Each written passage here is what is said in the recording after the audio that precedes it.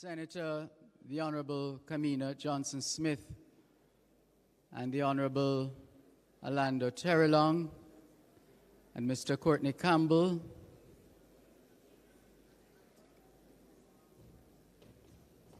the platform party included Mr. Mark Golding, Senator the Honorable Kamina Johnson-Smith, the Honorable Orlando Terrelong, and Mr. Courtney Campbell. And the Prime Minister will join after the procession.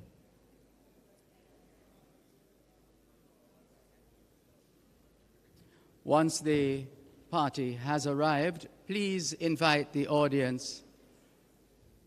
We will invite the audience to stand for the procession of flags. The procession of 17 flags representing the diasporan countries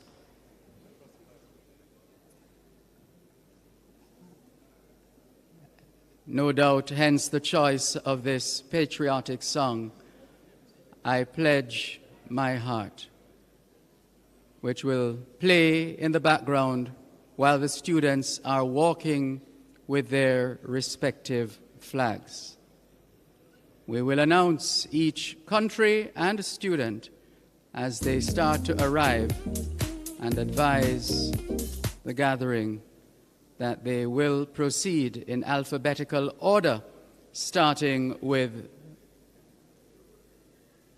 well, in just a moment. So we're back on track, time-wise? Okay.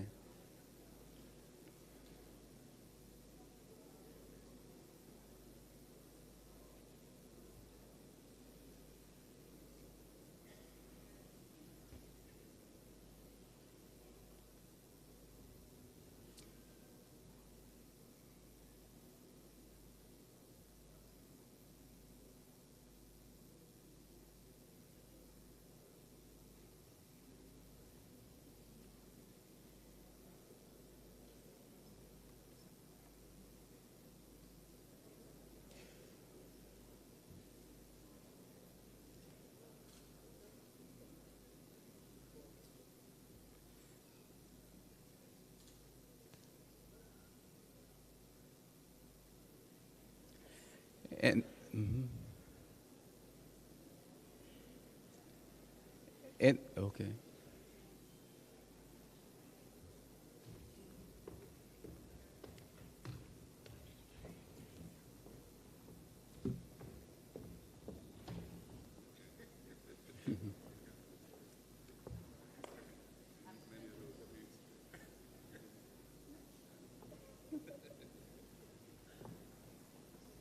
So the Honorable Minister has taken her position.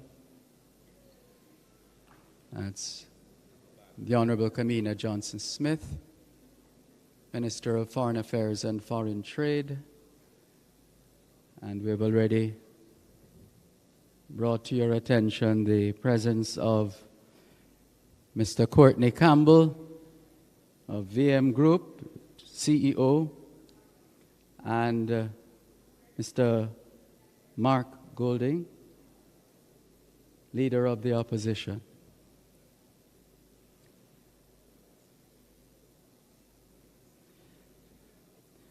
Members of the Cabinet,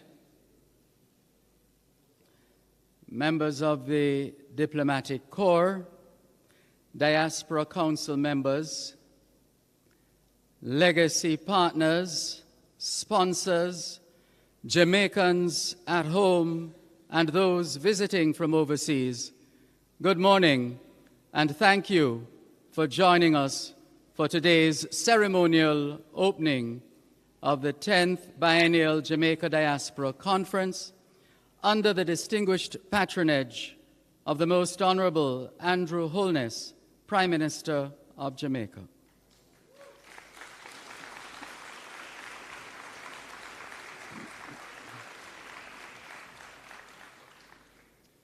This year, we are delighted by the overwhelming support from our diaspora, from both traditional and non-traditional diaspora communities, as well as our brothers and sisters at home. It is in this spirit that we use the occasion to recognize the 17 diaspora-based countries from which our diasporans traveled. This will be done through that procession we referenced, the procession of flags, in observation of the 17 diasporic locations represented in alphabetical order. And we start with the Commonwealth of the Bahamas,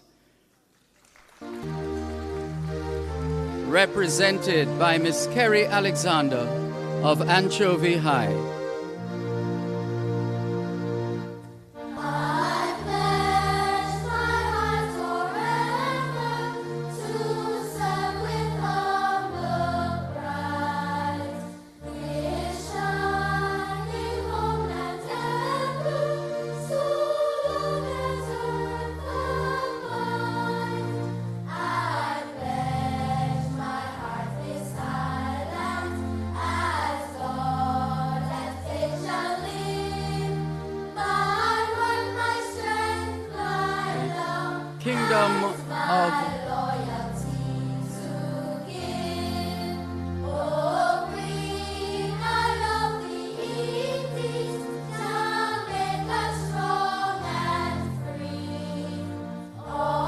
Kingdom of Belgium,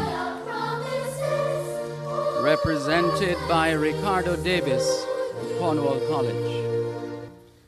Canada, represented by Miss Tony Ann Blake of John Rawlins Success Primary. Cayman Islands, represented by Mr. Zamar Ford of Corinaldi Avenue Primary. The Republic of Chile, represented by Miss Kim Sue Miller.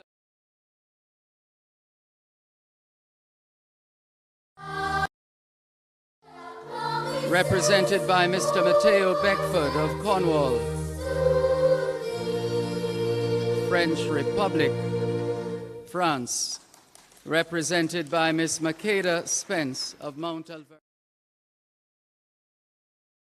The Federal Republic of Germany, represented by Deshaun Willocks of Anchovy High. The Republic of Ghana, represented by Ms. Ebony Douglas of Corinaldi Avenue. Kingdom of the Netherlands, Mr. Jahir White of John Rawlins Success Primary. The Federal Republic of Nigeria, represented by Ms. Malia Wallace of Mount Alvernia High. The Republic of South Africa, represented by Mr. Dwayne Finnekin of Spot Valley High. The Republic of Trinidad and Tobago, represented by Miss Thejador Carr of Corinal. The United Arab Emirates, represented by Mr. Jaron Hilton of Cornwall College. United Mexican States, Mexico, represented by Ms. Bradley Davis of Mount Alvernia High. The United States of America, represented by Mr. Noah Campbell of Anchovy High. And the United Kingdom, represented by Miss Britannia Williams.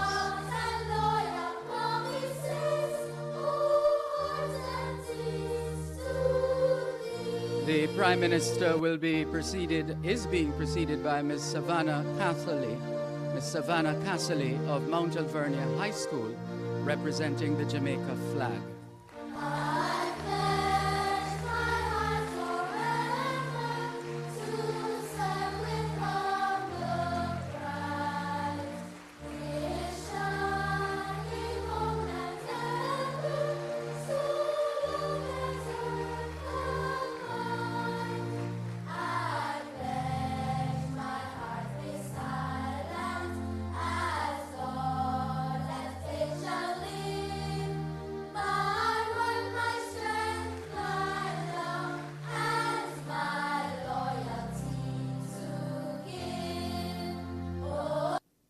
Please remain standing for the national anthem.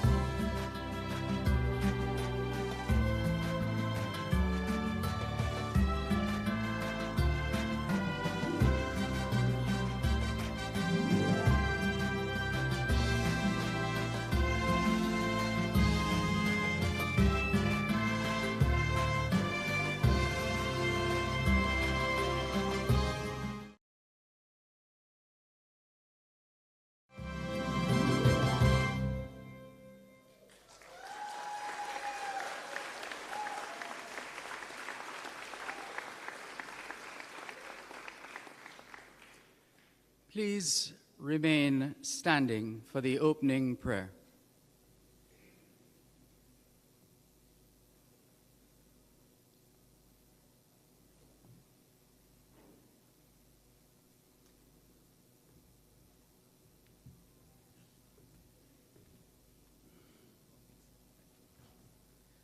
Let us pray.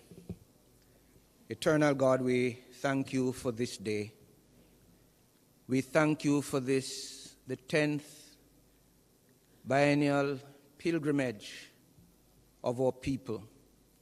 We thank you for the mission that it represents as we seek to stand in unity for the transformation of this our island home, Jamaica. We come, Lord, with our cares. We come, Lord, with our commitments. We come with our confidence. And so we pray for our nation as we are concerned about finance, as we have social concerns, as we have political concerns, as we have environmental concerns, as we are deeply concerned about the security of our nation. We pray, gracious God, for love, for peace, for forgiveness, for justice, for these are the things that will make us a healthy nation where persons can feel confident to be at home and confident to return home. We pray, God, for common courtesy to be the hallmark of our people. For where there's courtesy, one can hardly see situations escalating to produce the results that will cause us to hang our heads in shame. We come, Lord, committed to invest in the good of our nation.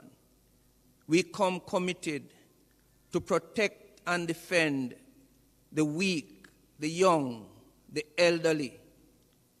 We come committed, O God, to see to it that each person can feel a sense of belonging and therefore a sense of pride in our nation. We do this not because we simply love Jamaica. We do this not simply because, according to our pledge, we seek that Jamaica may, under God, increase in beauty, fellowship, and prosperity, and play her part in advancing the welfare of the whole human race. But we come, Lord, committing ourselves because we want to see the glory of God spread across this nation. We want to see the glory of God spring from this nation.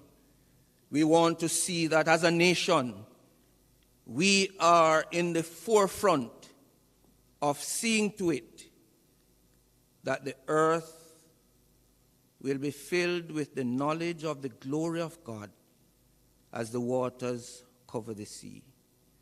And so, Lord, we ask you to forgive us for those times when we depended on ourselves, we relied on ourselves, we hold confidence in self. And we pray that you'll cause us to always remember that unless the Lord builds the house, they labor in vain that build it. And unless the Lord keeps the city, the watchman waketh but in vain.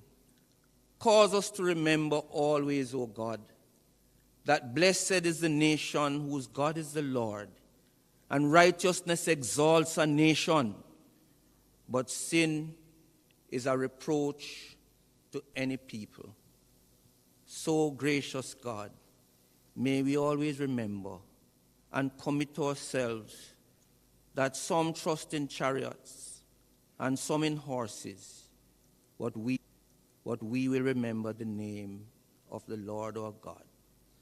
Father, we pray that you'll cause us to always be mindful that they that wait upon the Lord shall renew their strength. They will mount up with wings as eagles. They will run and not be weary. They will walk and not faint. So guide this conference, direct this conference, and cause everything that will be said and done throughout this conference to bring glory and honor to your name. And then as time passes and years unfold, we will reap the fruits of our efforts to the honor and glory of your name. So God, be magnified, we pray, in Jesus' name. Amen.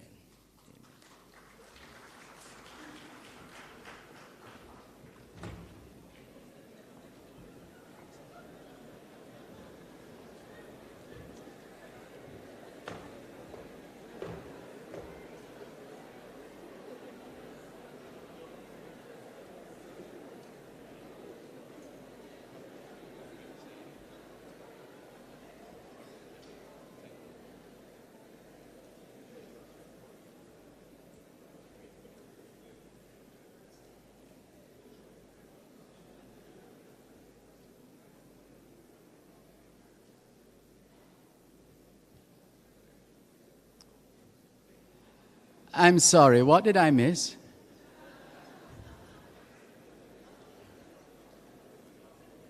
Okay, just checking.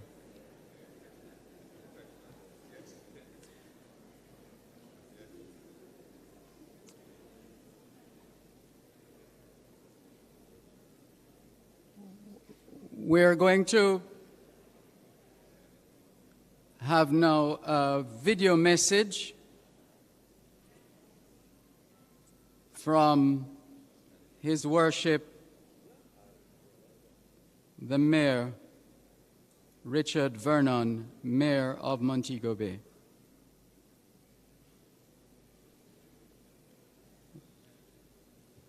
We will Most also... Honorable Prime Minister and Your Holiness, Ministers of Government, distinguished ladies and gentlemen, delegates joining us from the diaspora, my fellow Jamaicans, greetings. As we mark 2 decades of formal collaboration between the government of Jamaica and the diaspora, Montego Bay is honored to host this significant gathering and welcome our fellow Jamaicans. The diaspora has enriched our city through sister city arrangements, notably with Atlanta, and we value the ongoing dialogues that aim to foster peace, boost productivity, and empower our youth. Your role in our country's development is pivotal, and we look forward to your active participation in this conference. As a small island developing state, we take pride in our ability to nurture talents that have made a global impact in culture, knowledge, and influence. We are deeply grateful for the support that the diaspora has repatriated, which has helped bridge our development gaps, mitigate effects of our vulnerabilities, and drive the holistic transformation of our country. Your contributions have been instrumental in our progress in health, education, sports, and crime prevention, and we look forward to further collaboration in these areas. With this in mind, the 10th Biennial Jamaica Diaspora Conference promises to be a landmark event. Our city is hopeful for its success and the transformative progress that will stem from the profound discussions. In the spirit of Montego Bay, I wholeheartedly endorse this event and extend my regards. Let us continue our joint efforts to develop practical solutions for the betterment of this little rock. Thank you.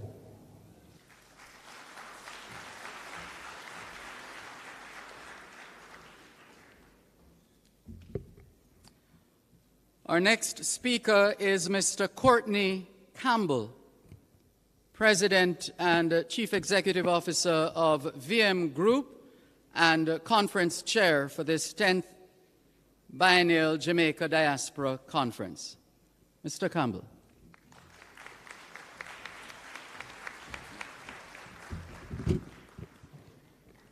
Thank you very much, Dervon.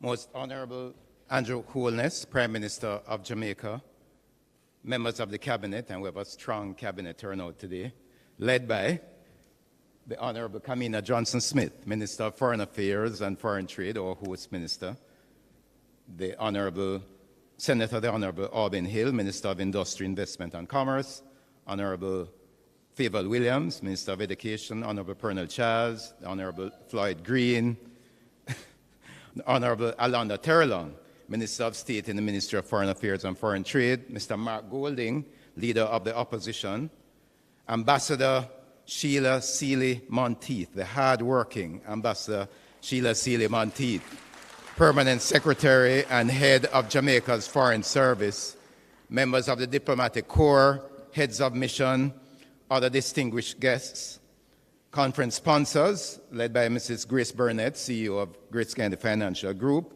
and Ms. Claudine Allen from JN, who is representing JN, who is GM of the JN Foundation. And then, very importantly, over 1,135 conference delegates, including hundreds from the 17 countries represented by those flags. Welcome home. And members of the media, good morning to you all, my fellow Jamaicans. What a blessing it is to be gathered here in beautiful Montego Bay, Deputy Mayor will agree, for the 10th Biennial Jamaica Diaspora Conference. Today we officially begin an engagement that has been thoughtfully designed for the benefit of all attendees, those who live in Jamaica and those who live overseas, as together we exchange ideas and craft action plans for the empowerment of the global Jamaican community. Friends, long gone are the days when the value of relationships between Jamaicans living overseas and those at home can be measured by remittance volumes. The rich potential of collaboration among our people, those within and outside of the nation's borders, demands that we reimagine the dynamics of the Jamaican diaspora with a mind to create optimal value for all involved. Governments across the world, particularly in developing countries, are becoming increasingly aware of this potential and have been making greater effort to foster deeper, mutually beneficial relationships with their diaspora communities. There's a lot for us Jamaicans to do. Government and the private sector must offer the necessary frameworks, programs, and opportunities to maximize, to optimize the potential of an empowered, engaged global Jamaica community. Certainly, this includes providing greater access to information.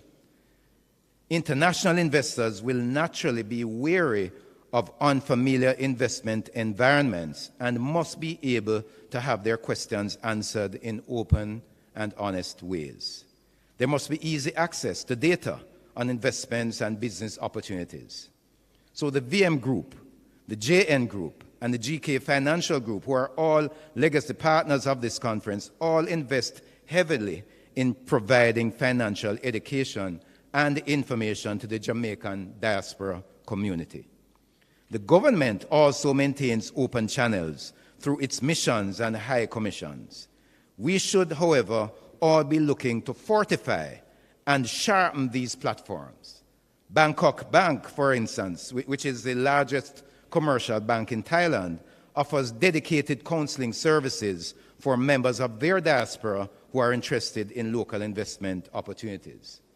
Bosnia and Herzegovina's Department for Diaspora maintains an inquiry portal for local investment opportunities. Knowledge is power, and with knowledge comes innovation. So nations such as Israel and India have found great success in diaspora bonds, while South Africa and New Zealand, among others, have established robust mechanisms for knowledge and skills transfer between the homeland and the diaspora. Jamaica, too, can find innovative ways to cultivate an even more nurturing environment for all our people to benefit.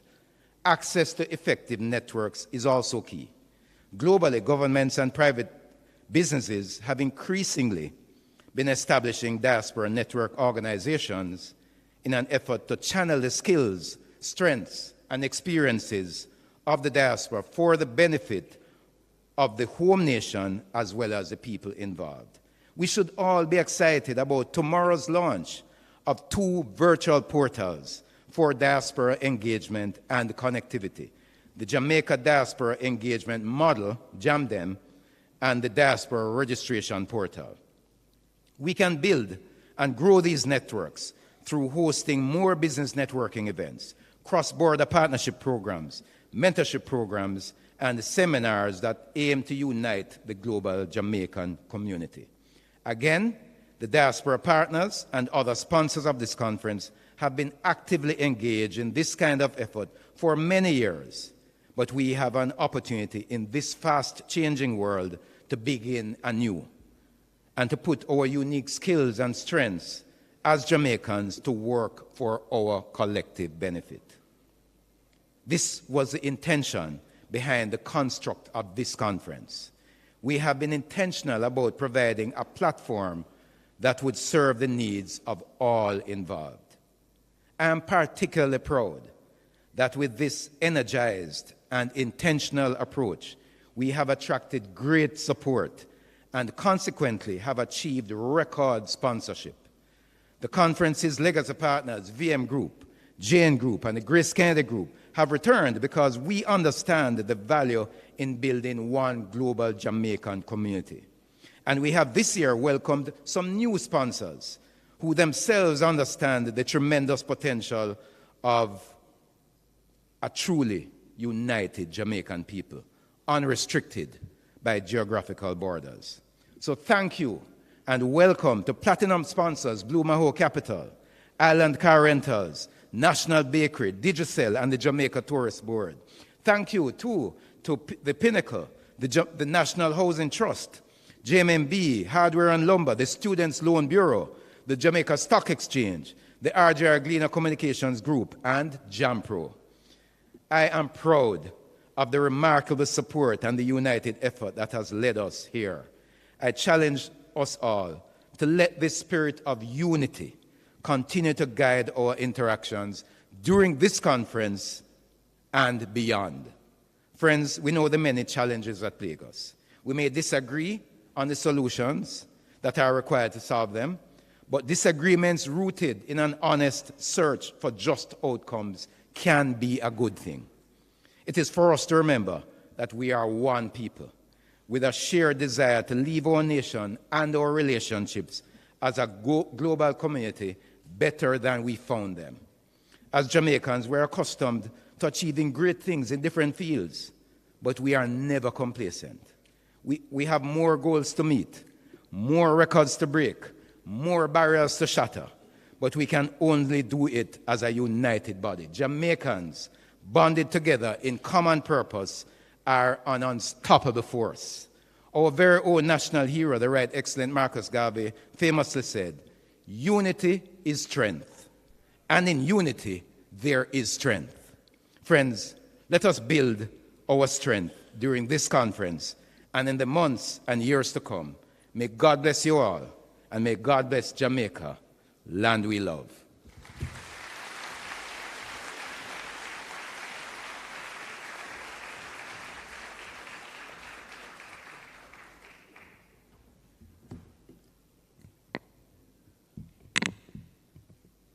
Thank you very much. Let's hear it one more time for Mr. Courtney Campbell.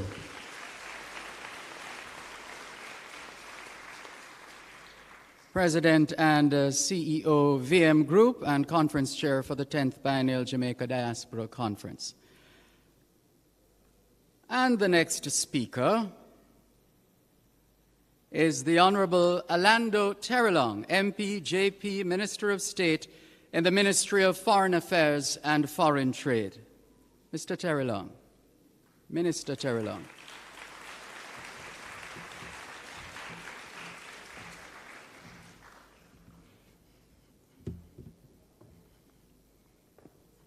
Mr. Master of Ceremonies, I have adjusted the mic accordingly. Thank you. The Most Honorable Prime Minister Andrew Holness, under whose distinguished patronage we host and welcome the diaspora to Jamaica, Mr. Mark Golding, Leader of the Opposition, Senator the Honorable Kamina Johnson-Smith, Minister of Foreign Affairs and Foreign Trade, members of the Cabinet present, Ministers of State, Members of Parliament, Ambassador Sheely Sealy-Monteith, Head of the Jamaican Foreign Service, members of the Diplomatic Corps, members of the Jamaican embassies and high commissions across the world, Mr. Courtney Campbell, Conference Chair and President and CEO of the VM Group, a legacy partner, representatives of the Grace Kennedy and JN Group, other legacy partners, sponsors, donors, heads of diplomatic missions and consular posts, heads of ministries, departments, agencies, and senior government officials, Councillor Richard Vernon, represented by our Deputy Mayor, who I fondly recall as Debo, Dr. Kevin Brown, President of UTEC and former UK North-elected member of the Global Jamaica Diaspora Council, members of the Diaspora Council and the Diaspora Youth Council, members of the Ghana-Jamaica Chamber of Commerce, Madame Lisa Gilvey, our conference project manager, esteemed guests, moderators, panelists, members of the media, friends of Jamaica, good morning, machi, ekaro, bom dia, buen dia, guten tag, welcome home to all of you.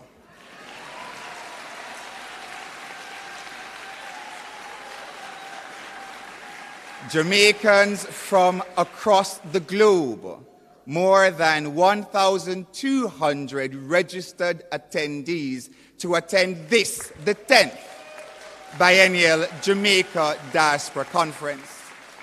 Coming from some 17 countries, a truly historic occasion and a testament to the strides that the government has made in engaging, empowering, and connecting with you, the members of our diaspora.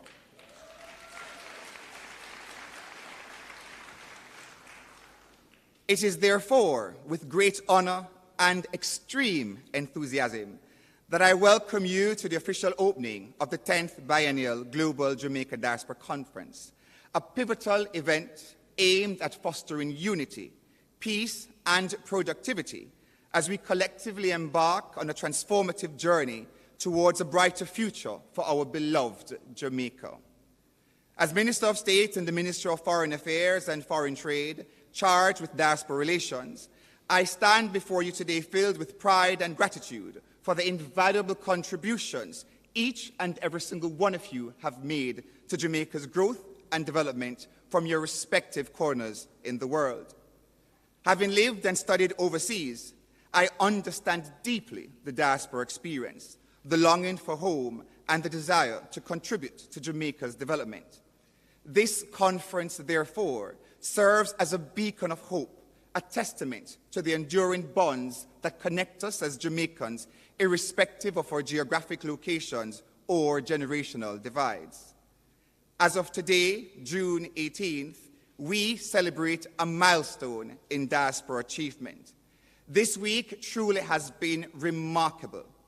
On Sunday, we began with a Thanksgiving service at Birchell Memorial Baptist Church, culminating the day with a warm welcome reception that saw close to 600 attendees at the reception. Yesterday, our discussions commenced, covering a range of vital topics, including investment opportunities. For Jamaica has become more than a vacation. Jamaica has truly transformed into destination, trade, and investment for which we can all be very proud. Other topics included empowering our diaspora, national security, health, climate change, and customs, amongst others. We also had the honor of meeting our new police commissioner and the acclaimed chef Wenford Simpson, who spoke about how we can leverage brand Jamaica in our respective homes. We concluded the day on a high note by enjoying the Jamaican play Pitchy Patchy, sponsored by our legacy partner, the VM Group. For those of us who could not make it, you truly missed an exceptional experience. Our theme, entitled United for Jamaica's Transformation, Fostering Peace, Productivity, and Youth Empowerment, underscores the essence of our shared vision and collective commitments to nation building, to building a nation that thrives on inclusivity, progress, and prosperity. It is a call to action, a summons to rally together in solidarity, not fragmentation, a summons to speak with one united voice, whilst recognizing that our diversity is our strength and our true power lies in our true unity. We are therefore not merely participants in a conference. Each and every single one of you represents an architect of change, custodians of our rich heritage, and stewards of our future. As we convene here in Montego Bay, let us seize this opportunity to engage, connect, and empower each other, harnessing the wealth of the knowledge, experience, and passion within our global Jamaican community. Together, we have weathered storms, overcome adversities, and celebrated triumphs. Today, we stand at a pivotal juncture in our nation's history, poised to chart a course towards sustainable peace, heightened productivity, and enhanced youth empowerment. Let us harness this spirit of unity that has guided us through the annals of time, drawing strength from our shared history and collective resolve. I am pleased to report the strides the government of Jamaica has made in various sectors. For instance, we have seen significant reductions in crime, robust economic growth, the implementation of impactful youth empowerment programs, exponential growth in our tourism and agricultural sectors, and critical advancements in healthcare, education, and more recently, constitutional reform as we chart the road to republic. All of these will be dealt with throughout the remainder of the conference.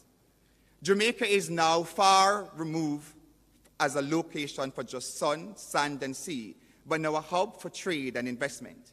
Yet our journey towards transformation is far from over, and it requires the concerted efforts of each and every single one of us gathered here today.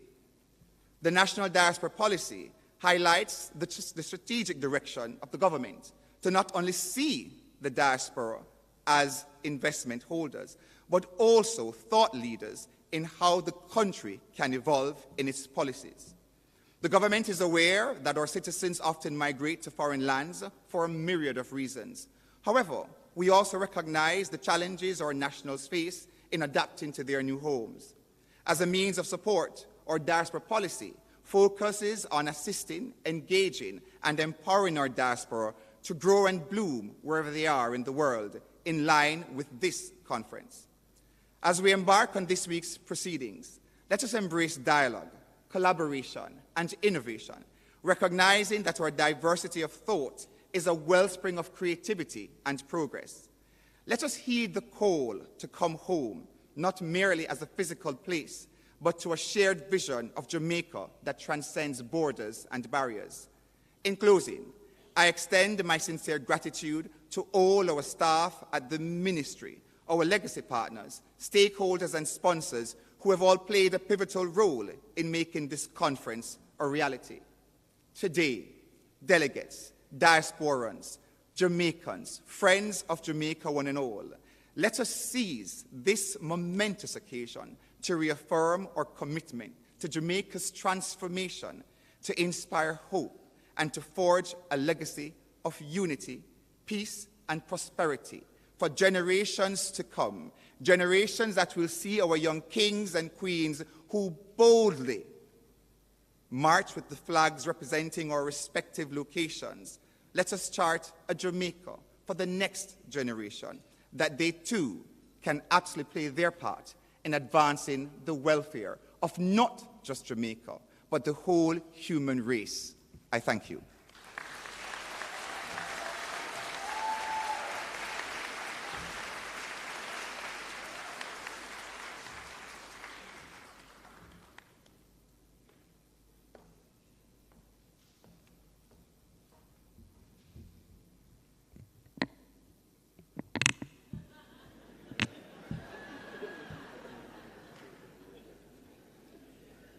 It sounds much better at this level.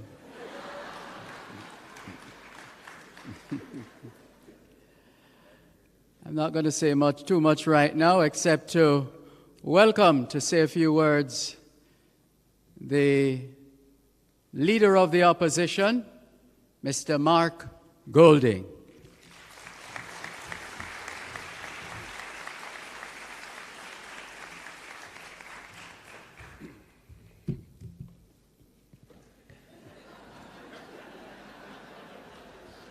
Thank you, Mr. Master of Ceremonies.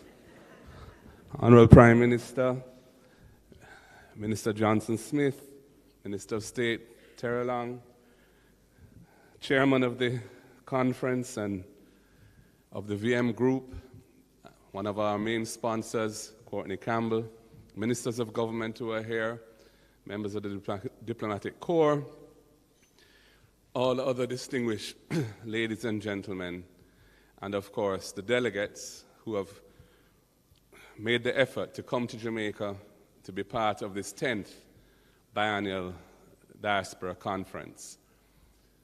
The theme of unity is important as we gather as Jamaicans to think about and discuss the way forward for our country. And indeed, the fact that this is the 10th biennial conference of its kind signifies that Jamaica is able to take united positions on important matters. The very first one was under the patronage, or was well organized at the time, by the then Prime Minister P.J. Patterson and the late Senator Delano Franklin, who at that time was responsible for diaspora affairs.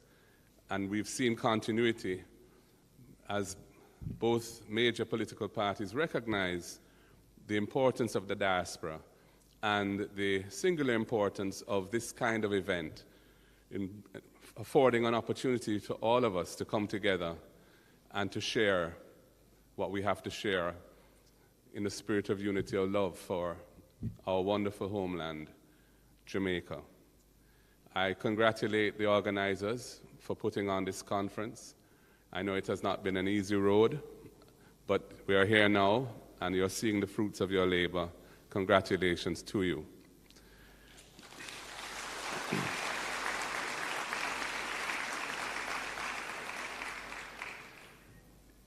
Reality is that Jamaica we are a migratory people, and we always have been. And as it stands today, the Jamaicans living abroad constitute more or less a similar number to those living on the rock itself. Our diaspora and the support of our diaspora is absolutely critical to our survival as a nation.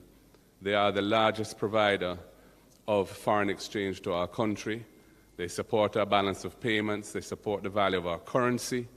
And indeed, during the pandemic, when the other critical source of foreign exchange, the tourism industry, basically shut down, Jamaica was able to get through it without any balance of payments or exchange rate crisis because of the stepping up of our diasporans in support of our country.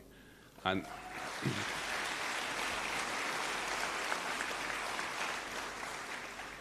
indeed, the resources that are sent here are resources that directly benefit the Jamaican people. It is the prime social safety net for our people, their relatives abroad who provide support, but also so many good causes that the Jamaican community internationally lends its hand to help life be a little bit better here for our people in Jamaica, in healthcare, in education, and in a variety of other important philanthropic endeavors.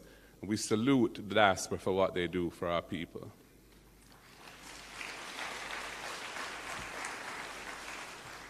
And indeed, as has been mentioned, we are going through a process of looking at our constitution with a view to becoming a republic. And part of that dialogue must involve a discussion around what it is to be a Jamaican, what it means to be a Jamaican. I personally am of the view that we can't take a myopic, insular approach to this, given the realities of who we are and that we're spread all over the world, and how dependent we are on each other. And indeed, Jamaicans on the rock are for our relatives and friends abroad. And our rules around who can participate at whatever level, in my opinion, should reflect that reality and should be inclusive rather than discriminatory or exclusionary.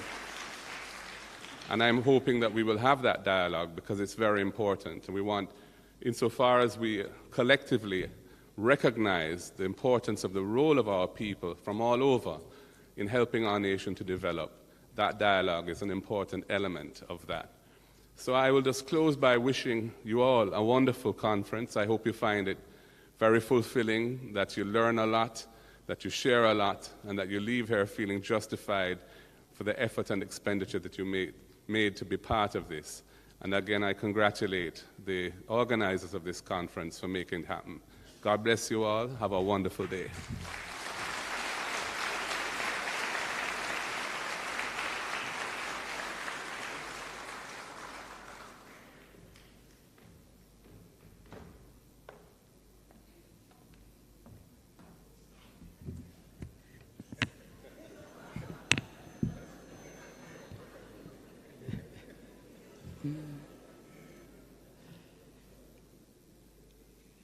Let's now.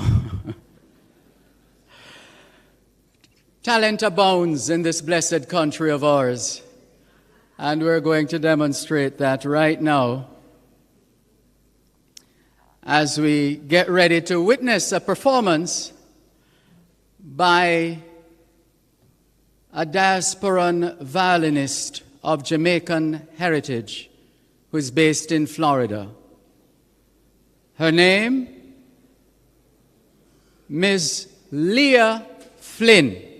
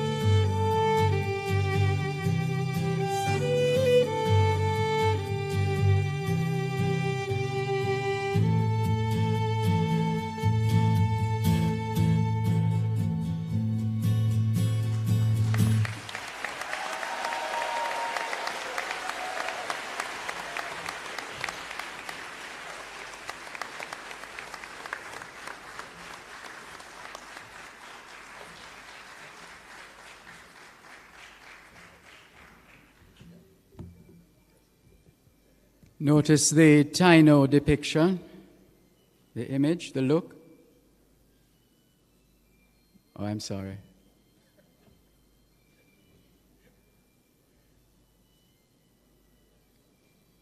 Apart from the excellent music that she just served up, we were equally impressed by the royal African fabric.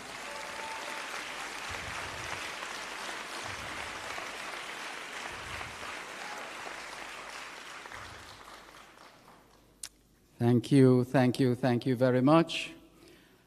And now, Senator the Honorable Kamina Johnson-Smith, the Minister of Foreign Affairs and Foreign Trade, will deliver remarks and introduce the Prime Minister.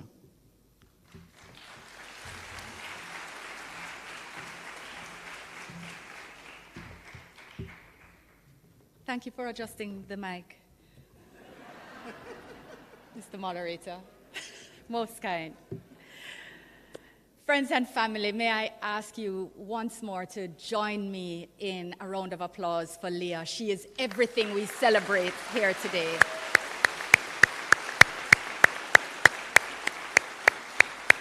Everything that we are here about at this conference.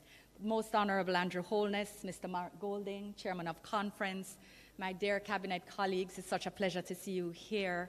All parliamentarians, members of the Diplomatic Corps, Permanent Secretary and other permanent secretaries here, members of the Jamaican Foreign Service, and heads of our diplomatic and consular missions overseas, our friends and family from near and far.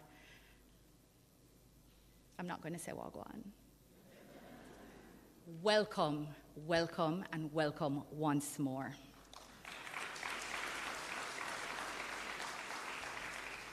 It is so wonderful for us to be together here in the jewel of the Caribbean, Montego Bay, for this 10th Biennial Jamaica Diaspora Conference, the first full in-person conference since 2019. Can you believe 5 years have passed already?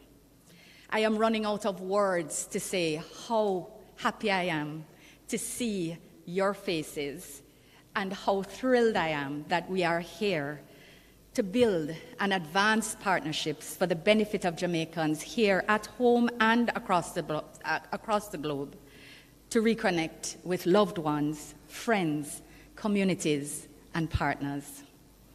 Based on the feedback that I am getting, I know that we're all still very much in agreement with Tinga Stewart's statements that, and I know some of you are going to follow me, all nations have them sensation.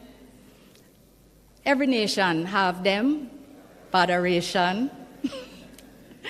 But when I check it out loud, no, when I put it on yard.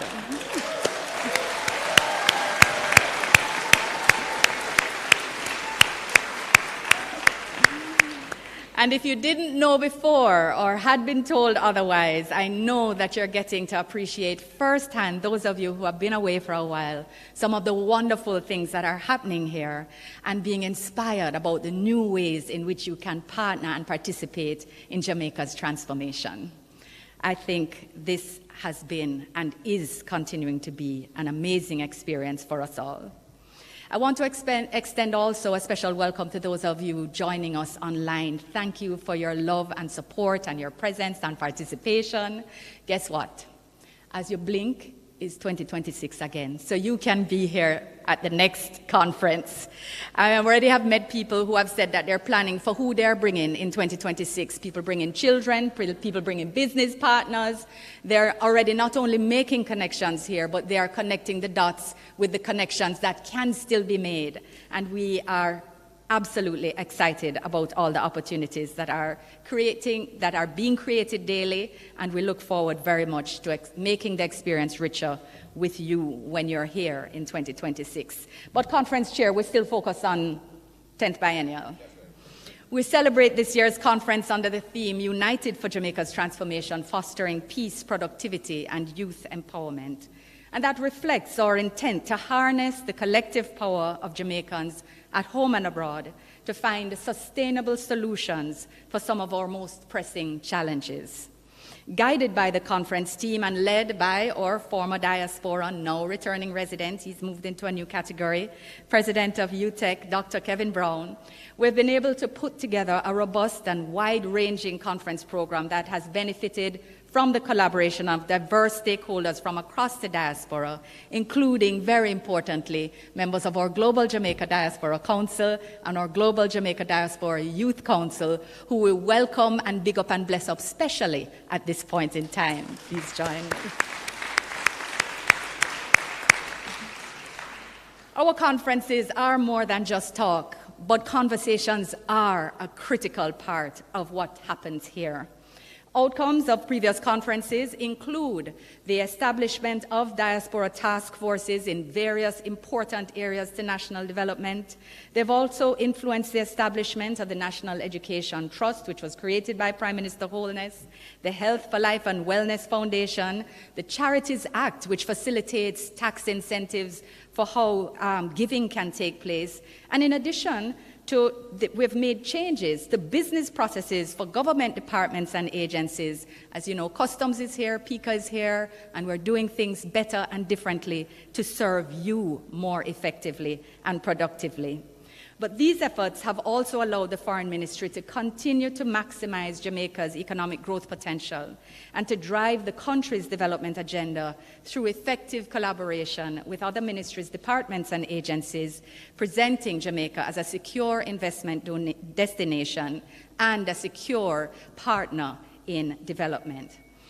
Our biennial diaspora conferences are therefore not only focused on projectized and donations, but they are a continuum of sustained action and impact, enhanced and shaped by the knowledge, expertise, and intellect and capacity of our Jamaican diaspora.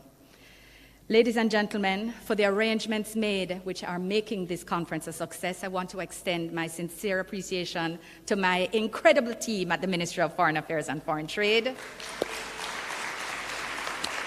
Permanent Secretary, for the guidance of Minister Terrelong, our Permanent Secretary, our Conference Project Manager, Ms. Lisa Ogilvie and her team, and I have to say, the stewardship of Mr. Courtney Campbell, Chair of Legacy Partner, the VM Group, and our Conference Chair, has been outstanding.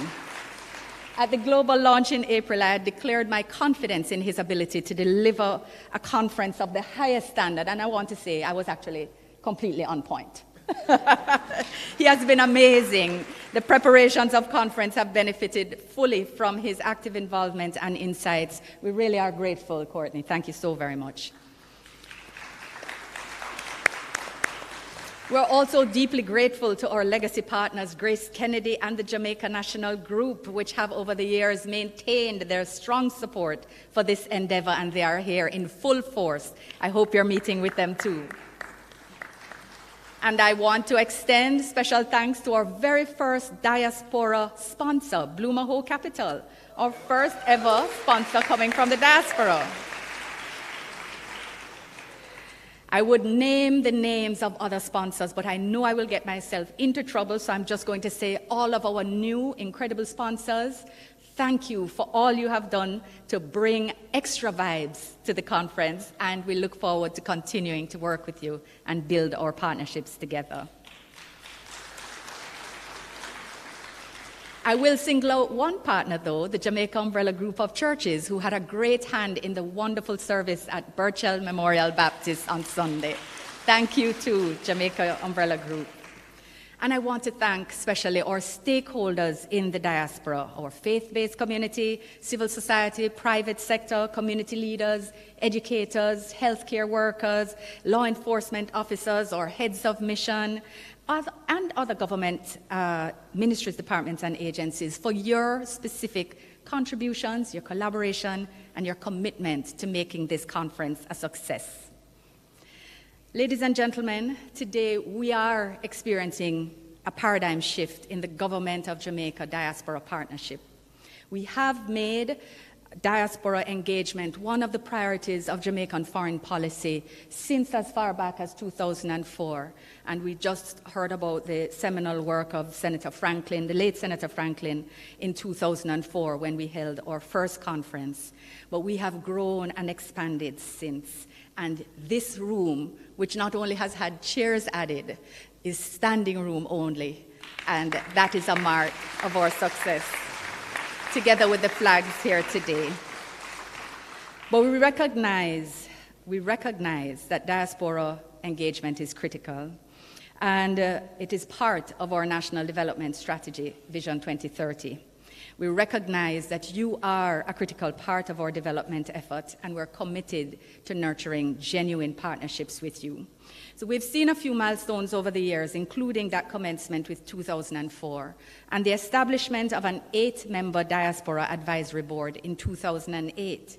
But since 2020, formal engagement has widened and been enhanced by the 30-member Global Jamaica Diaspora Council and the Global Jamaica Diaspora Youth Council. I want to say how pleased I am to be able to welcome members of the original Diaspora Advisory Boards who are here with us today, yes, as well as members of the current council, because it shows the continuity and the connections that continue to be maintained.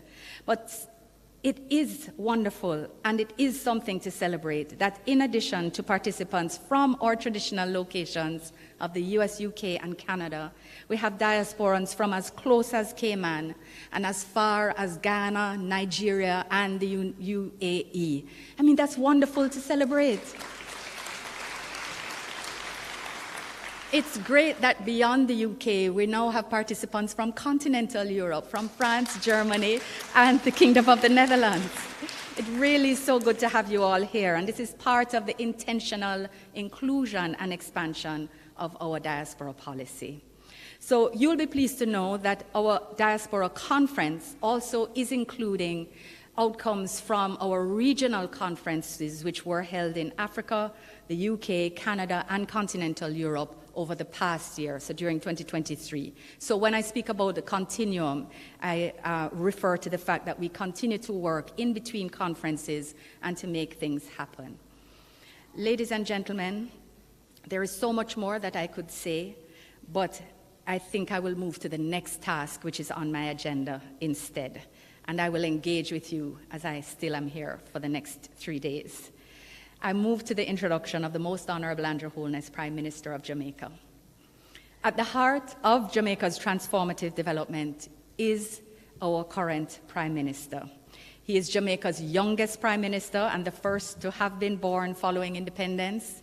He has represented the constituency of West Central St. Andrew since 1997. Yes, he has gray hairs now, but he still is the youngest. That's the moderation hairs. But he's serving his 3rd term as Prime Minister, his 2nd consecutive, having been re-elected in 2020. He is dedicated to the creation of an efficient and productive Jamaican society in which all citizens, irrespective of their socioeconomic status, can thrive. Since taking over the leadership of the country in 2016, the focus of his government has been sustainable in economic growth, leading to 12 consecutive quarters of growth, meaningful job creation, leading to the lowest unemployment rate in Jamaica's recorded history, building out Jamaica's house. You can clap for those things, there are things to celebrate, absolutely. Like, why are we feeling shy this morning? Building out Jamaica's housing sector, including for the most vulnerable, a rapid and sustainable infrastructure development leading to vast improvements and for many, first-time receipts of roads, water, internet, and other critical services. I have to share with you that Prime Minister Holness plays an important role on the international stage. I know some of you follow, including on regional and international peace and security, climate change mitigation and adaptation, financing for development and pandemic recovery, and sustainable ocean economies, and so many more. It's very difficult to get him to travel for all of these issues, but he's always in demand on the international stage. The Most Honorable Andrew Holness is a man of compassion for the people of Jamaica, a man who believes in partnership and inclusiveness, and the diaspora is of particular and sincere interest to him. All of our engagements around the world, from the improvement in day-to-day consular services to the larger issues we tackle at this conference and implementation of the outcomes, please be assured that Prime Minister is also at the helm of these actions with your best interests at heart. Please join me in welcoming to the platform the Most Honorable Andrew Holness, Prime Minister of Jamaica.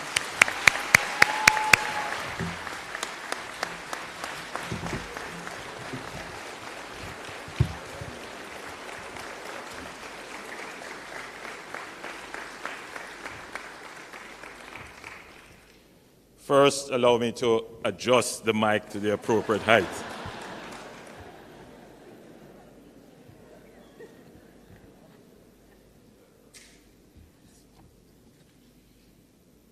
You will agree with me that the mastery of the ceremony has been excellent so far.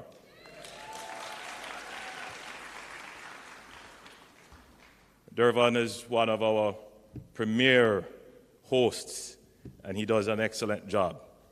Where is he? Take a bow.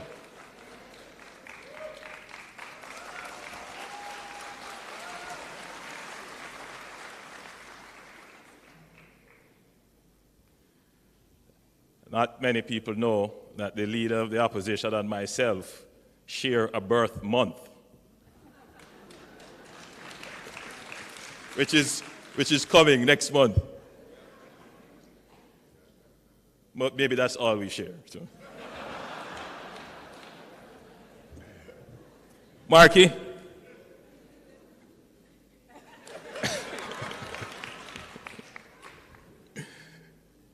No, that's how we do it. And that's how we should do it.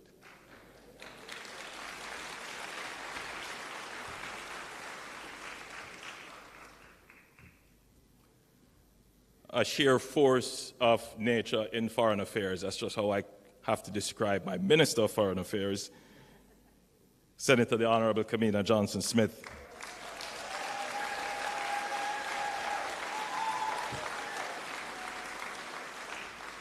And the Honorable Orlando Terrelong.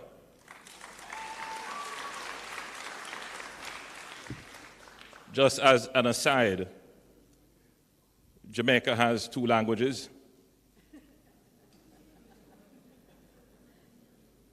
Our patois and English. But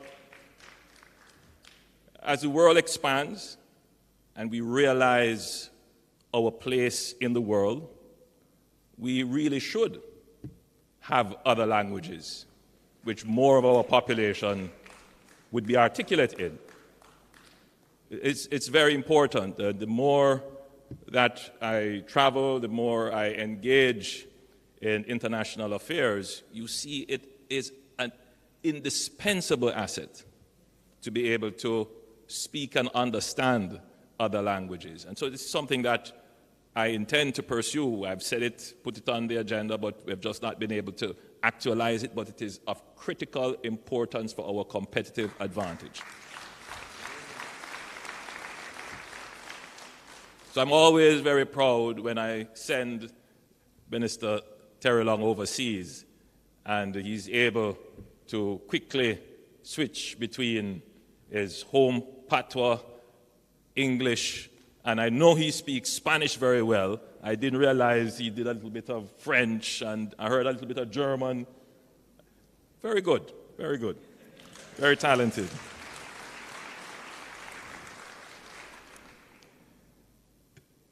Let me acknowledge the excellent staff at the Ministry of Foreign Affairs, and they have done an amazing job, I must say. Our friends in the diplomatic corps who are here, welcome, good to have you. Courtney, our ever faithful support. Thank you so much, and the VM Group.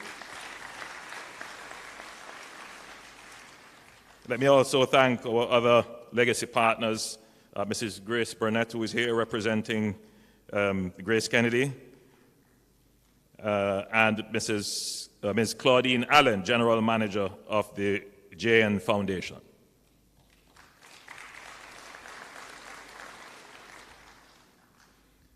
Now, the cameras are all pointed this way, and for those who are listening in Radio Land, you would not be able to taste the atmosphere that is here. I'm hoping that it is conveyed in my voice through the airwaves. But let me use some words. First of all, the audience looks amazing. You're beautiful.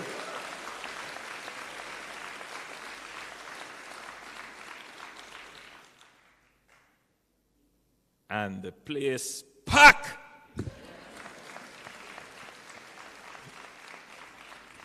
Or put it so you can understand it ram.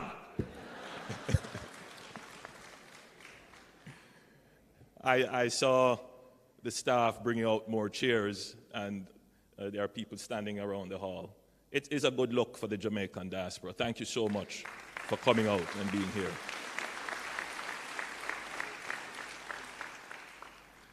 I recently returned from a trip in Washington, so on my way back through Atlanta, the flight was full. I was wondering why, what is going on? And the diaspora conference. And in fact, as people went through the aisle, they were greeting me and slipping me a few cards and saying, "Prime Minister, I want to talk to you. I have some ideas." It was really good. I was really very impressed. Thank you so much. Thank you. Thank you for choosing Jamaica. I don't take it for granted that you would pay your way, put other things off, make plans to come to this conference. It does mean a lot to your government.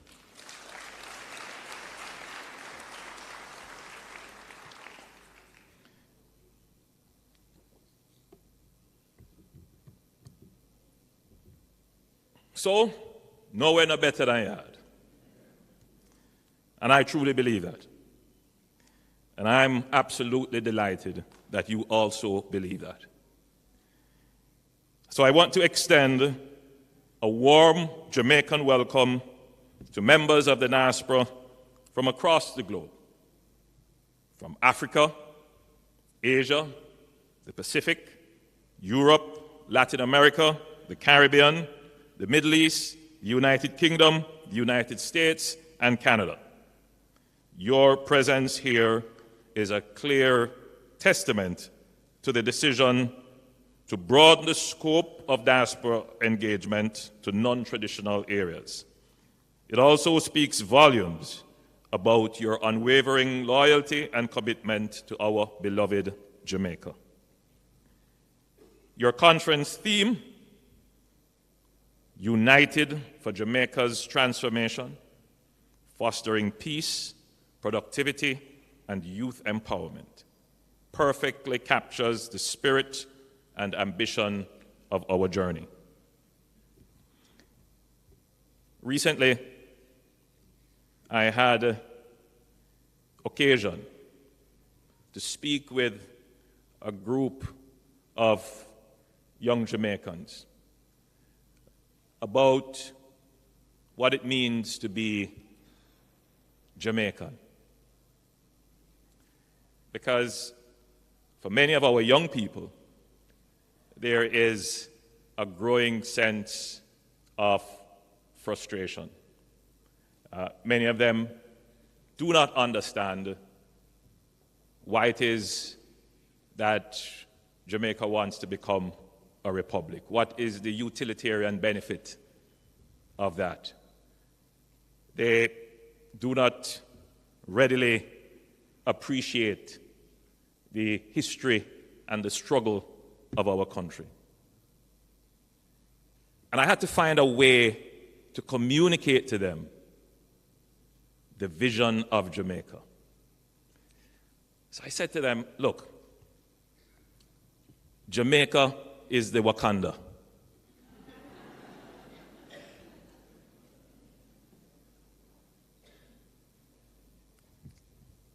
It's aspirational. It's the little country that could and the little country that did. It's the country that has achieved so much and still could achieve so much more. And that's why you're all here. Because you all believe in the promise of Jamaica.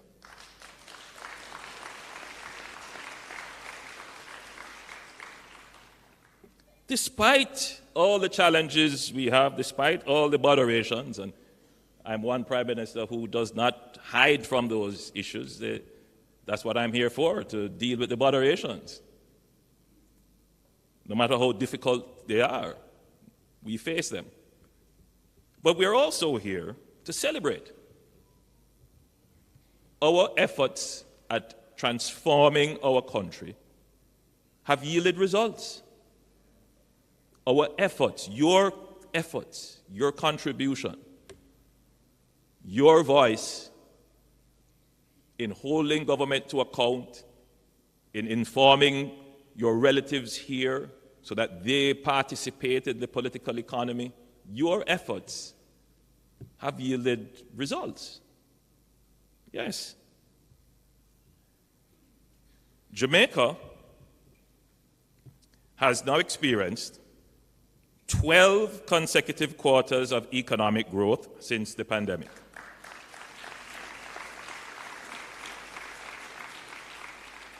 It is worth recalling that prior to the pandemic, we enjoyed 20 consecutive quarters of economic growth, and this was the longest unbroken period of economic expansion since our independence.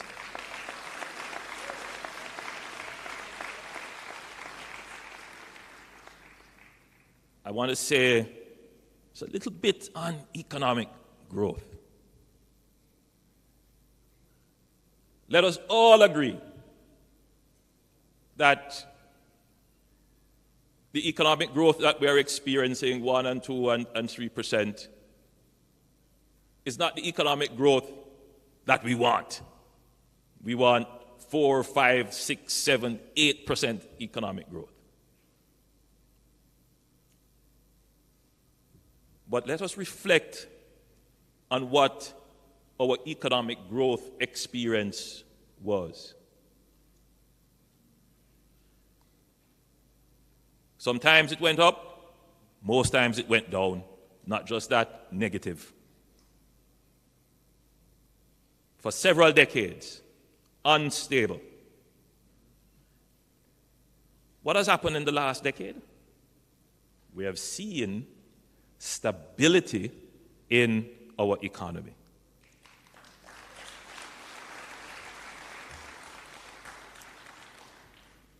So I say to our millennials, our young people, and those who are skeptical about Jamaica, and they say, well, you know, our economic growth is low.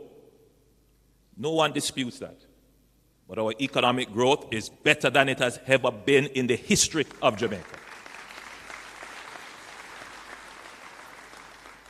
You cannot build Wakanda on unpredictable economic growth.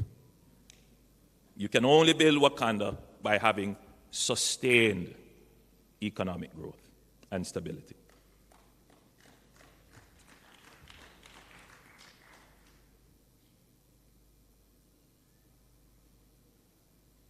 When I was going to university, well, that's a little while ago, the University of the West Indies, I recall doing a paper for my economics class, and I had to look at the unemployment rate.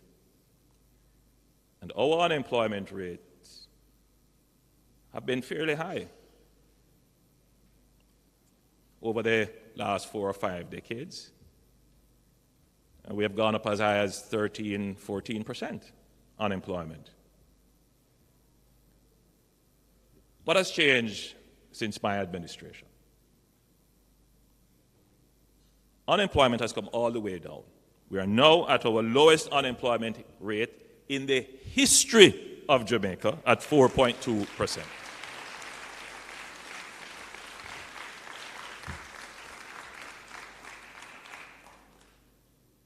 Now, whatever I'm telling you are facts. These are not the facts you get on social media. These are facts that are verifiable. Very important, because I know the diaspora keeps connected, and you keep connected by what you get from your social media feeds, much of which is incorrect. So I'm giving you facts. So these are 2 ways in which Jamaica has changed in a positive and sustainable way. And just to put that into context, since 2016, we have created over 156,000 jobs.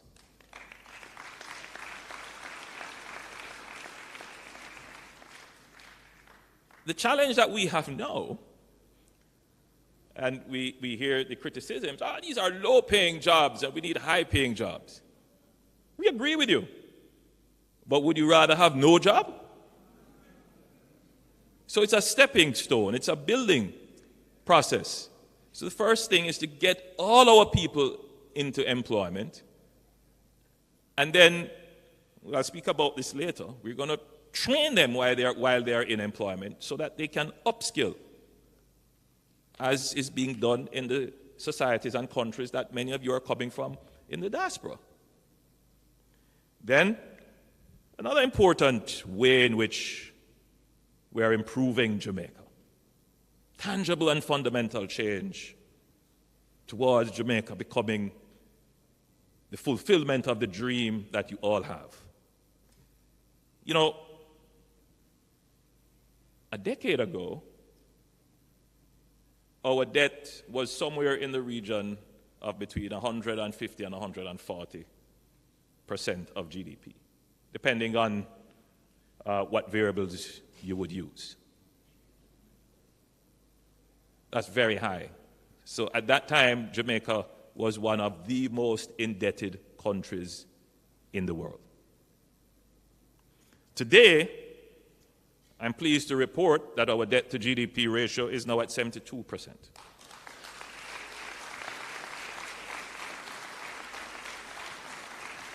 We have basically cut it in half. Now, let me be clear on this. The Jamaica Labour Party, which forms the government, doesn't lay claim to this singularly.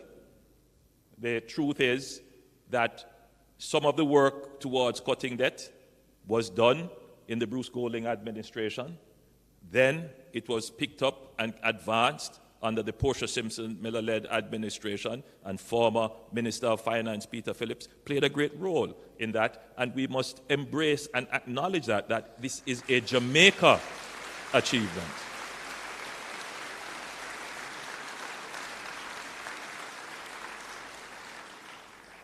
We took the baton and we institutionalized it.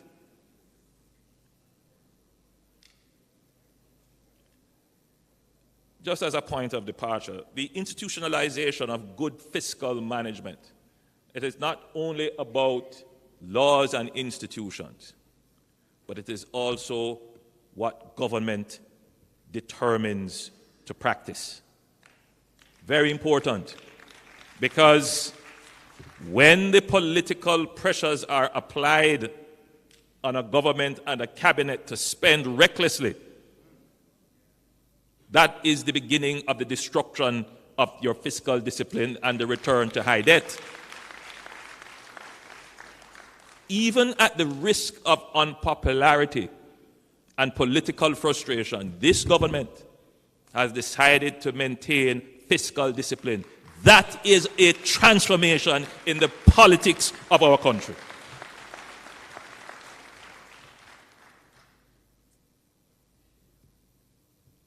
For fiscal year 2022-2023, Jamaica recorded a balance of payment surplus on our current account of US $352.4 million. The last time Jamaica had a current account surplus was in 1966.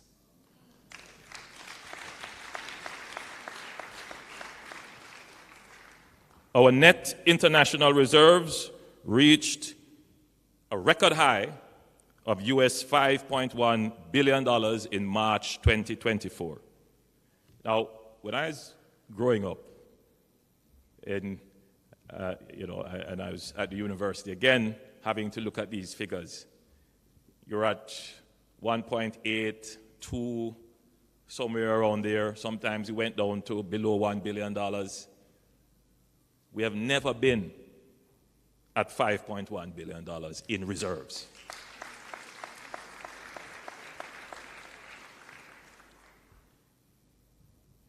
I want to make two comments on the reserves. The first is I want to recognize and place on record the appreciation of the government for the tremendous support and contribution of the diaspora.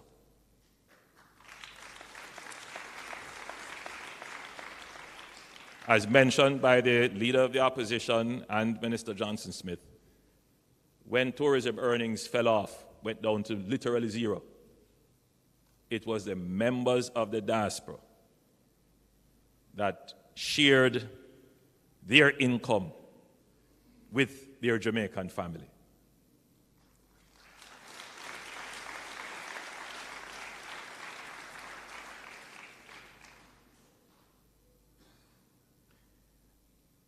One of the things I've heard being said whenever we speak about the reserve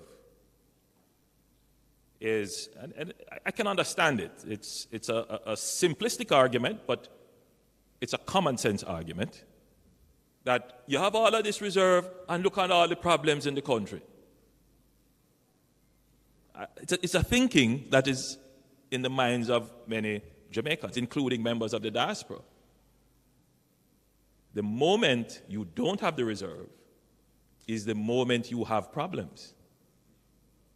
The size of the reserve acts as a protection for your foreign exchange rate. If people ever believe you cannot defend your rate, they will drive your rate up.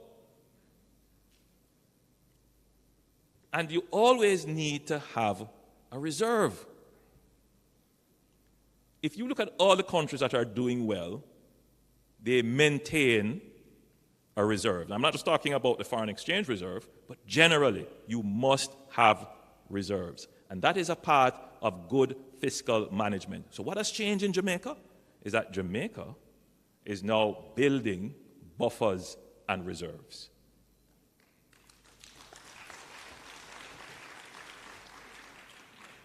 And that has been possible because we have created an environment of fiscal certainty with 8 consecutive budgets of no new taxes.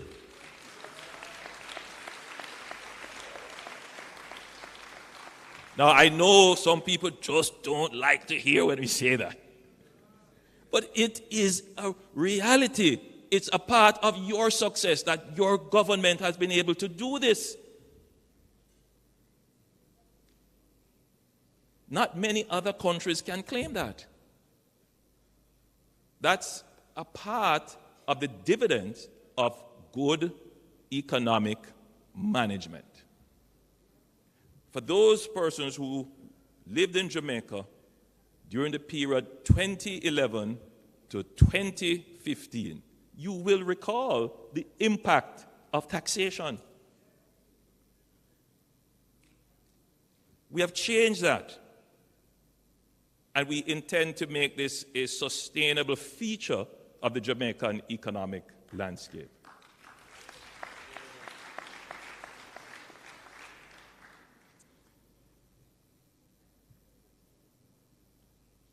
one of the things that this administration has done is to change its economic policy to target inflation. Inflation is the bane of democratic governments. It wipes out value. But you still need a little bit of inflation to spur growth. So it's a tricky thing to manage. You want to have some inflation, but not wild inflation. So our policy is to target inflation between 4 and 6%. Over time, who knows? Maybe we'll adjust that target down as our economy becomes more robust. But that is the point that the technocrats have set to be that sweet spot for Jamaica. And we have been maintaining that, except during the pandemic. Inflation went up to almost 12%.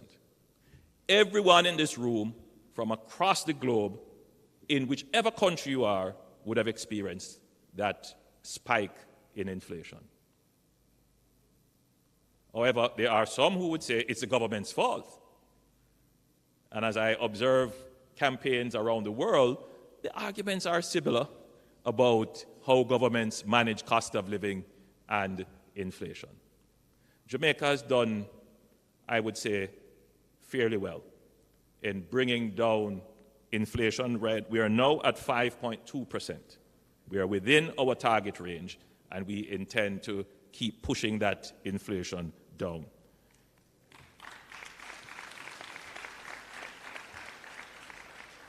I'll say a little bit more from a policy perspective because as members of the diaspora, I want you to get a sense of what the government is going to do to improve cost of living in Jamaica.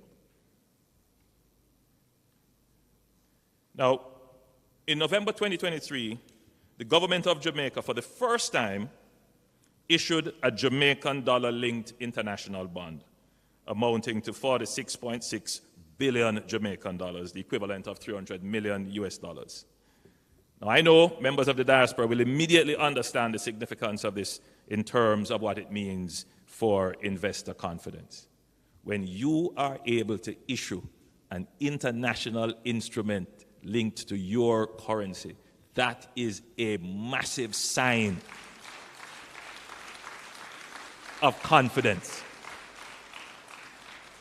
It says your currency is exhibiting a certain level of sustained stability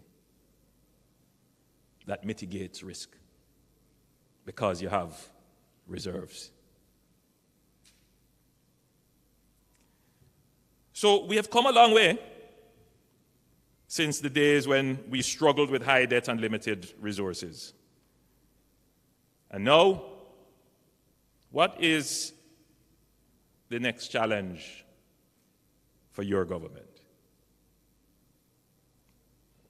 The next challenge is to create peace in our country and to increase productivity. Those are the two main challenges. So we have attained economic stability. How do we get to now peace? And how do we increase productivity? Many of you are here because you're concerned about the peace element. I heard that the engagement yesterday with the security personnel, that it was very robust. And you got a chance to ask all your difficult questions.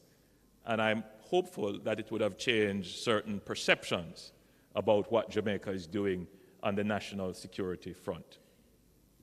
Let me just say very quickly, national security is just one element of peace building. Peace building is a very multi-layered and complex policy strategy. But on the national security element, Jamaica has never had the level of investment in our national security apparatus than has occurred under this administration.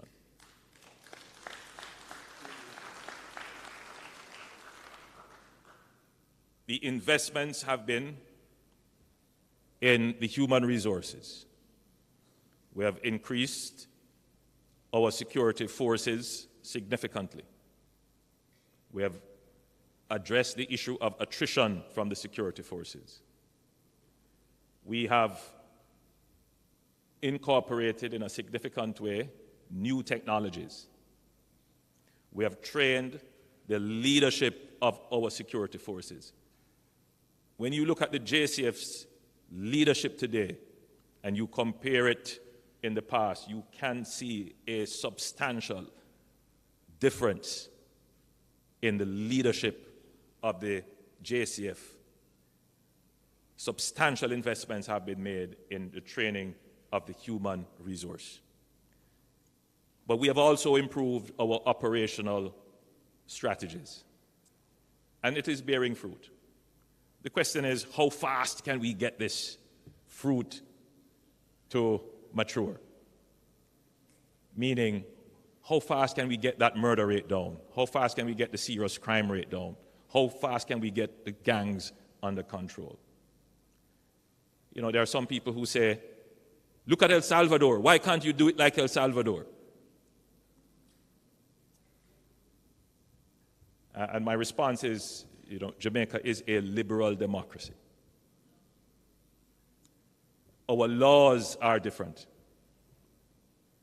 Our standards here are different.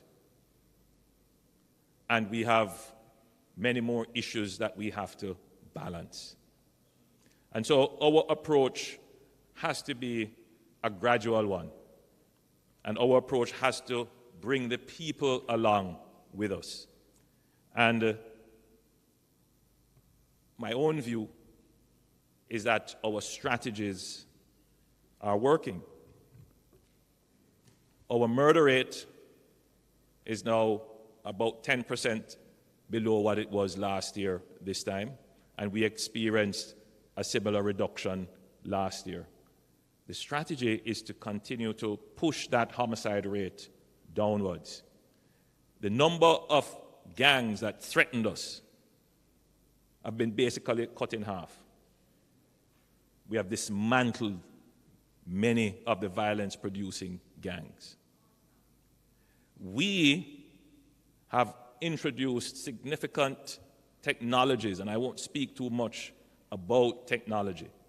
I know there was some concern where members of the diaspora offered to assist with technology and computers and so forth. And it may have created some dissonance in the offer being made versus the acceptance. The truth is that our security forces have created an ecosystem where you have to be very specific with technology that you introduce to it. So it's an entire ecosystem. So, you know, a donation of one thing here might not necessarily fit within that ecosystem. And we have to protect that ecosystem. So things that are coming into it, we have to be certain of what is going into that ecosystem. And it is working. I won't say too much about the investments that we have made, but this is how we have been able to dismantle the gangs. In addition to which, we have made massive investments in MOCA, our major organized crime agency. And we have been dismantling those criminal networks that are operating in the cyber realm as well. So I want to give you the assurance as a diaspora that we are taking a multifaceted, multi-layer strategic approach in reducing crime without, at the same time, violating the human rights and the standards that our people expect of us.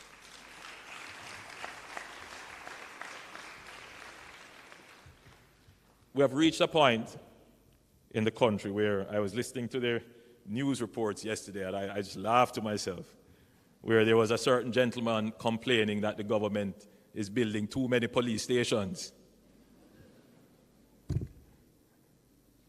It's crazy, but the truth is that the investments that have been made in the security apparatus is significant. Some of them you won't see the benefit up front. For example, we've made massive investments in the ability to protect our borders with offshore patrol vessels and radars and such. There is a problem in Haiti. Ever so often, we will get a boat or two. But the problem is managed. It's not the same problem as the Bahamas or Turks and Caicos, because we have capabilities which we have deployed, and these capabilities are enduring. You know, if a disaster were to strike, please let none happen. But Jamaica has been able to respond, not just to disasters in Jamaica, but when Dominica was wiped out by a major hurricane, we were able to send our disaster assistance and recovery team to Dominica for 6 months. When there was a disaster in the Bahamas, we were able to send. So Jamaica has built a security architecture that it's not perfect. I'll be the first to tell you that. It's still a work in progress. But we are now a much more secure nation than we were a decade before.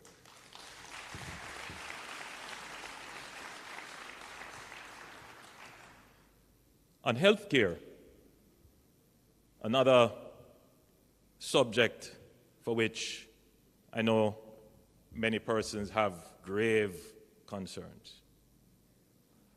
I mean, we are starting from a deficit, and we can admit that. For the last 30 years, there's really been no investment of any significance in healthcare. The major investment in healthcare would have been the creation of the National Health Insurance Fund, which was created under the previous administration, and that continues to endure, and significantly so. But in terms of health infrastructure, we haven't built a new hospital. So if you're saying, well, what is the quality of service that you get? I mean, there are two key elements to quality of service. One is the quality of the infrastructure, and one is the quality of care given by the staff and the professionals. Both are connected, but certainly if your infrastructure is poor, it adds even greater pressure on the staff and their ability to deliver health with care. So what do we need to correct first and foremost? We need to increase the capacity of the health system to ensure that there is space for a bed for every patient that needs it. We need to build new wards and new health facilities. And how do we do this? You can only do this by either borrowing or ensuring that you run your economy well, that it generates the revenues which you then invest in the critical things that improve the quality of life of your citizens. And that is exactly what your government has done. So we have taken on the mammoth task all at once, never been done before. In this parish, we have spent billions upgrading the Cornwall Regional Health Facility. Some of you may know this. This facility is more than 50-year-old facility. It was a gift from the government of Canada to us. It never got any maintenance or repairs of any significance for 50 years. Those of you who are coming from countries where you have these high-rise buildings, you know that they go through a rigorous process of maintenance. These buildings reach the end of useful life and they're either torn down or they go through extensive renovations. We have decided to extensively renovate. It's practically a new building. And then just opposite that building, we're building a new hospital, a children adolescent hospital. It will be a state-of-the-art facility, not just for Jamaica, but the entire Caribbean region.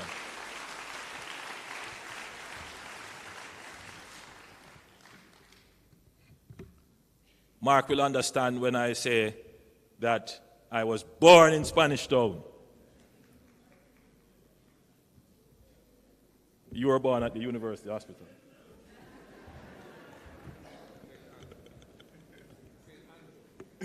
In St. Andrew.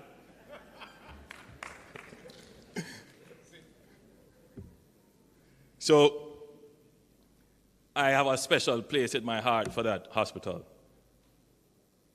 I used to play there when I was a child. My best friend's mother was the matron of the hospital. So I used to leave Spanish Town Primary and go on the grounds and play there. But everyone in Spanish Town will tell you that, the facility, after so many years, the facility was built by the colonial government, by a grant. And since then, it really hasn't had any major improvements. Now we're building a brand new wing of the hospital. Essentially, it's a total rebuilding of the hospital. We're building new facilities at the University Hospital of the West Indies. We're building new facilities at the Bustamante Children's Hospital. So we are undertaking a massive transformation of the infrastructure of our healthcare system, which will increase our capacity and improve the ability of health workers to deliver care. And I say it in that way because recently there have been incidents which have been widely covered in the press, for which I've been, I'm very disturbed by what I've heard, and I've ordered investigations into them. They should come to me at Cabinet next week with a full report. But these are issues that as your government, as your Prime Minister, I take them very deeply to heart, and we commit to doing everything within our powers to ensure that every single Jamaican that needs health care can get access to the health care that they need.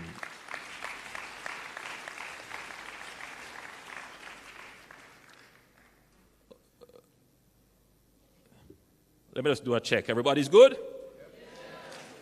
You can go another 10 minutes?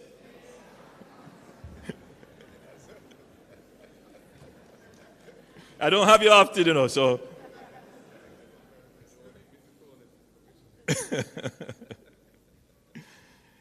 Listen. So one of the big problems we've had, and I'm going to just wrap up quickly. I have a lot of stuff I wanted to talk to you about, but I'll get to see you in some of the sessions maybe. So one of the ways in which we're changing Jamaica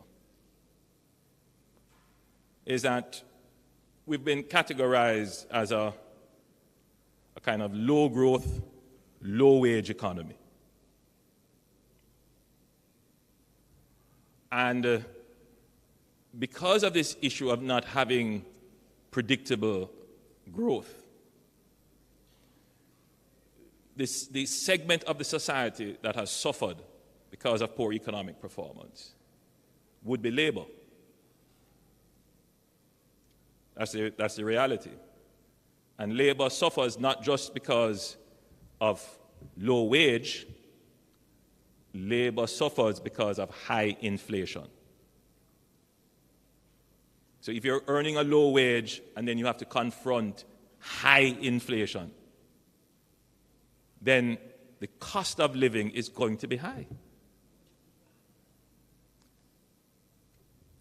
What is the solution to this vicious cycle? Low wage, high inflation, low productivity, which creates low wage. You get back to a high inflation situation. How do you break out of that? That's a deep question. I'm not expecting you to answer it. But one of the first things we have decided to do is we have to make an adjustment where we can in wages. So we have taken a decision to make the largest increase in public sector wages undertaken ever in the history of the country.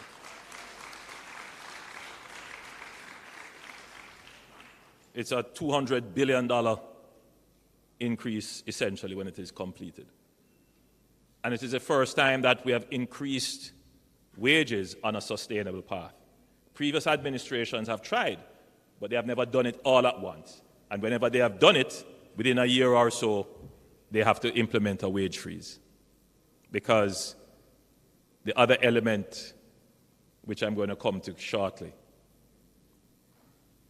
we need to address the issue of productivity. Now, whenever I say productivity, a large part of the country hears hard work, more work. They want we work more and don't pay we more. And as Prime Minister, I have to be very careful how I deal with these very delicate subjects because of our history. But it has to be addressed. Even if we were to radically increase wages and radically increase the minimum wage, if that is not sustained by a commensurate increase in productivity, then those increases become inflationary. So I'm saying it to you, the members of the diaspora, because you have an incredible influence when you pick up the phone and talk to your grandmother or your brother and your sister, and you are able to explain to them the policies, because the policies that we are trying to implement are the same policies that you are every single day observing in the countries from which you come. Efficiency and productivity are hallmarks of your developed societies in which you are. They are not viewed as an imposition. Every single worker understands and appreciates that, yes, because I have produced more, I have a claim for more pay. And so that is a culture that we need to build here in Jamaica. And you can be of great assistance to us to make that connection that, yes, government can increase the wages, but if we are increasing the wages without addressing productivity, we are only tricking you. Because that increase is going to come back as high inflation. And so the two-pronged strategies, we're increasing as much as we can whilst balancing the inflation so you don't have to suffer from that. But we must now be on this very rigorous pathway of producing more. So remember when I said we're increasing at about 1 to 2% our growth. It is now sustainable. It is an increase in the productivity, not just of labor, by the way, not just of the worker, but how is management structuring business processes and workflows? How are we integrating technology in our business processes and workflow? How are we creating new products? This business of innovation.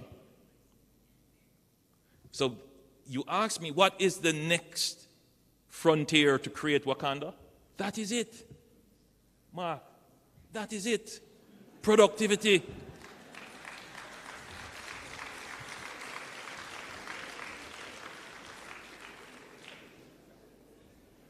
So, you get the message, right? Peace, productivity. Two critical things, right? To create the virtuous cycle. And so remember, we're trying to come out of this vicious cycle that we were in.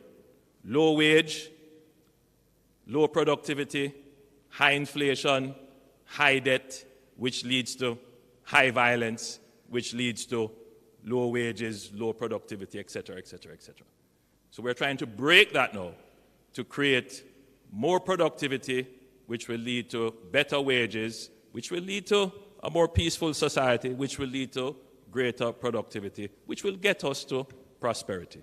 Ladies and gentlemen, you have been a wonderful audience. You are all very beautiful. Welcome home, and thank you for choosing Jamaica. God bless you.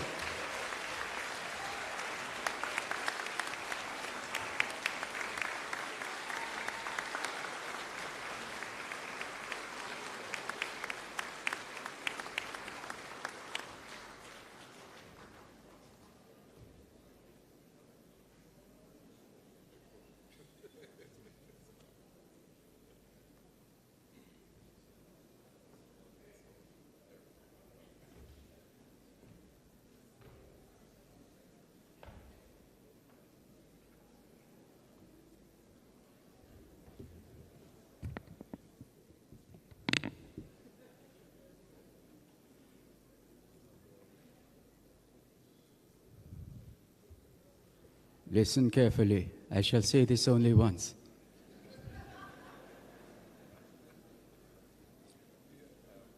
The Prime Minister, thank you very much, Mr. Holness. The Prime Minister is invited for the following photo opportunities. 1, the PM and the Platform Party. 2, the PM, Leader of the Opposition and Legacy Partners. The PM, Heads of Mission and Permanent Secretary, Head of the Jamaican Foreign Service on stage. The PM with the students and teachers who participated in the flag procession in front of the flags. The Prime Minister and the Leader of the Opposition, hosted by the Minister of Foreign Affairs and Foreign Trade and the State Minister, are to officially tour the marketplace, accompanied by Legacy Partners representatives. While that is happening, we are going to, for those so inclined, we're going to entreat you to a coffee break.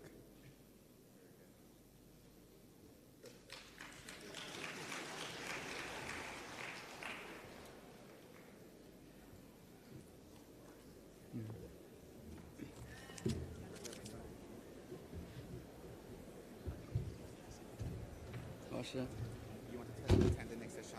We resume the next session. Oh, yes. What time?